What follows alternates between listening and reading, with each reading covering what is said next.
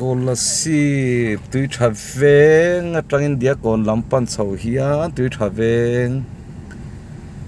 lại is trong in motor cái giảm sầu ta treo mày nghe chân gan khe lo kal the nghe gan khe lo fa gan kal ve ngot để cho overtake sầu ạ nghe chân anh din thup chân hi gan khe lo wa nizan masalama tripar veng thara te sual kha an nu chuak do na ban helai thleng hin ati zam ta emni an khelo dan zel photang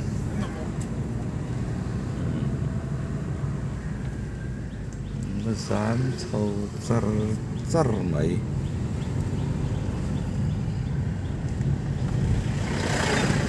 petrol pump thang kan thlenga theng chho to a zam thui khop mai enge chan kan khe bik lo petrol pump lai tak chu lo ko de udwa ka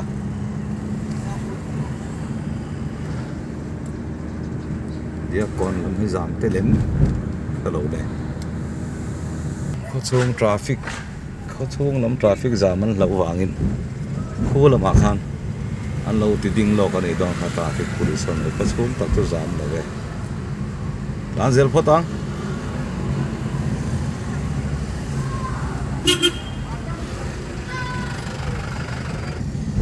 nhưng dia kon phei po jam lo wa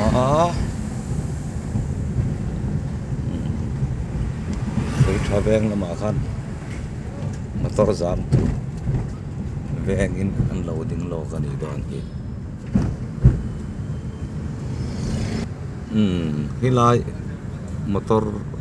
che sual khan nu kan ngei don hi veng thara ria kan thlenga ding chole thup to mai motor te tan chuan a hel na oma khuang pui lam lama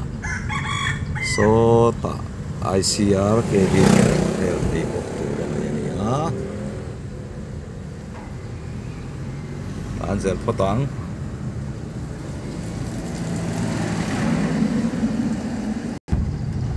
ting thup mai